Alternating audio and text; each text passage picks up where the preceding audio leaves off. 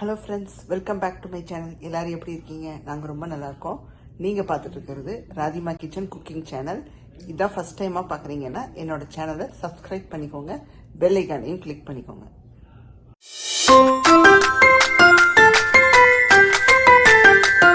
Basmati rice எடுத்திருக்கேன் ஒரு ஆளாக்கு. இதை வந்து நம்ம ஊற வச்சுக்கலாம். மஷ்ரூம் வந்து பாத்தீங்கன்னா ஒன்னு வால்மார்ட் இல்லாட்டி காஸ்கோ, ரெண்டுல ஏதோ ஒரு இதுலதான் நாங்க வாங்குவோம். ஸோ இந்த வாட்டி காஸ்கோல வாங்கிட்டு வந்தோம். காஸ்கோல வந்து குவான்டிட்டி அதிகமா இருக்கும். அண்டு ஃப்ரூட்ஸ் ஆகட்டும், வெஜிடபிள்ஸ் ஆகட்டும், பார்க்கவே சூப்பரா இருக்குங்க. அவ்வளோ ஃப்ரெஷ்ஷா வச்சிருப்பாங்க. இப்போ இதில் தேவையான அளவை எடுத்து வாஷ் பண்ணி கட் பண்ணிக்கலாம். மஷ்ரூமை கட் பண்ணிக்கலாங்க. நான் வாஷ் பண்ணிட்டேன். ரொம்ப பெருசா கட் பண்ண வேணாம். ஜஸ்ட் வந்து ஒரு இந்த மாதிரி 3 பீஸா கட் பண்ணிக்கோங்க. ஏன்னா ரைஸ்ல வந்து மஷ்ரூம் தெரியணும். ரொம்ப சின்ன சின்னதா கட் பண்ணிட்டீங்கன்னா உங்களுக்கு வந்து அது அப்படியே வந்து ரொம்ப சுருங்கிடும். பாத்தீங்கன்னா வெட்ட வேண்டியதெல்லாம் வெட்டி வச்சாச்சு. வெங்காயம், தக்காளி, அப்புறம் கொத்தமல்லி, புதினா, பச்சை மிளகாய் எல்லாமே ரெடியா இருக்கு. நம்ம ஆரம்பிச்சிட வேண்டியதான். இப்ப ரெசிபி ஆரம்பிச்சிடலாங்க. நான் வந்து இன்ஸ்டன்ட் பாட்ல தான் சமைக்க போறேன். ஸோ ஒன் பாட் ரெசிபி மாதிரி அதுலயே முடிஞ்சிடும். சாட்டே பண்ணி அதுல கொண்டு போய் வச்சு நம்ம ஆன் பண்ணி விட்டோம்னா ரெடி ஆயிரும்.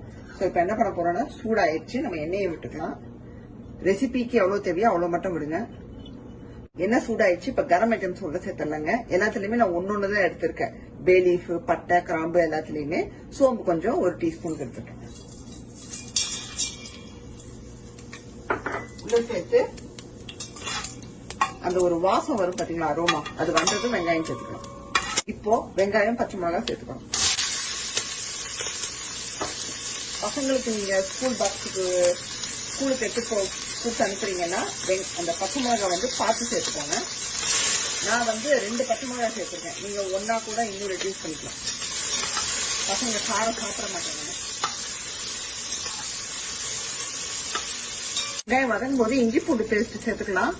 எல்லாம் 1 டீஸ்பூன் சேர்த்துக்கலாங்க. சேர்த்துட்டு நல்லா கலந்து விட்டுடலாம். நெக்ஸ்ட் என்ன சேர்க்க போறோம்னா, கொத்தமல்லி, புதினா சேர்க்க போறோம்.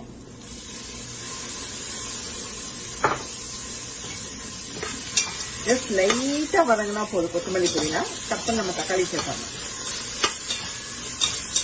கொத்தமல்லி, புதினா போட்டு லைட்டா வதங்கினதும் தக்காளி சேர்த்துக்கிறோம். தக்காளி வந்து ரொம்ப சேர்க்காதீங்க. இப்போ ரொம்ப பெரிய தக்காளியா இருந்தா ஒரு அரை தக்காளி இல்ல 3/4 வாசி மட்டும் சேர்த்துக்கோங்க. ஏன்னா நிறைய தக்காளி சேர்த்தோம்னா புளிப்பா இருக்கும். நீங்க ரைஸ் சாப்பிடும் போது உங்களுக்கு ஃபீல் ஆகும். அதனால கம்மியா சேர்த்துக்கோங்க. இங்க பாத்தீங்கன்னா தக்காளி நல்லா வதங்கிடுச்சு. இப்ப மஷ்ரூமை சேர்த்து நல்லா வதக்கிக்கலாம்.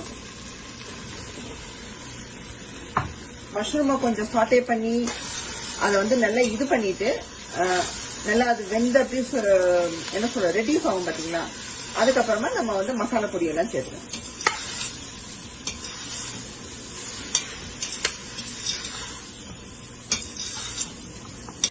நமக்கு வந்து பாத்தீங்கன்னா மஷ்ரூம் வந்து நல்லா ஓரளவுக்கு ரெடியூஸ் ஆயிடுச்சு. இப்ப மசாலா பொடி சேர்த்துக்கலாம். ஃபர்ஸ்ட் மஞ்சள் தூள் சேர்த்துக்கிறோம். ஒரு 1/2 டீஸ்பூன் சேர்த்துக்கோங்க. அப்புறம் கரம் மசாலா தூள் ஒரு 1/2 டீஸ்பூன். அதுக்கப்புறம் வர மிளகாத்தூள் பாத்தீங்கன்னா, தனி மிளகாத்தூள், அது வந்து காரத்துக்கு ஏற்ப சேர்த்துக்கோங்க. ஏன்னா ஆல்ரெடி பச்சை மிளகாய் போட்டிருக்கோம். ஸோ அதுக்கேற்ற அளவு சேர்த்துக்கோங்க.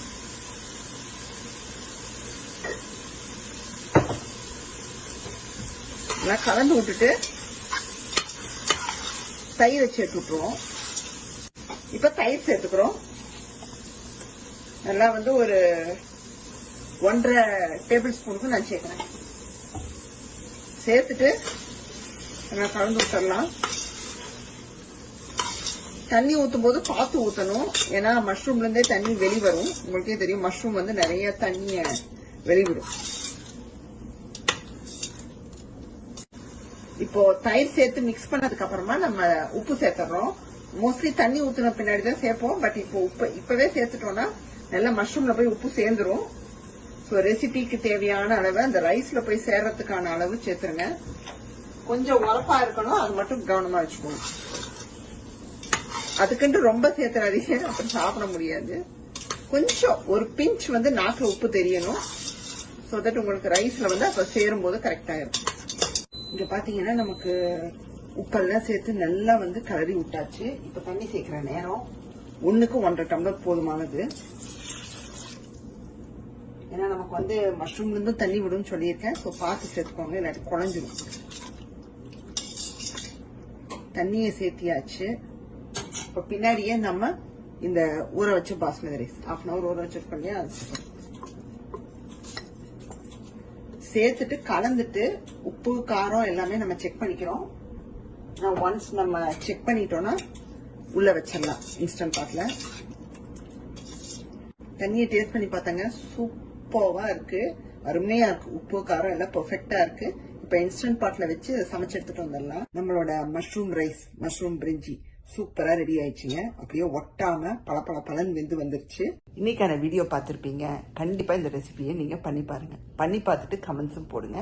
நான் போடுற வீடியோஸ் எல்லாம் உங்களுக்கு பிடிச்சிருந்தா ராதிமா கிச்சனை லைக், ஷேர் அண்ட் சப்ஸ்கிரைப் பண்ணிருங்க. பெல் ஐக்கானையும் கிளிக் பண்ணிருங்க. உங்களோட வேறொரு வீடியோவில் சந்திக்கிறேன். பாய், see you soon.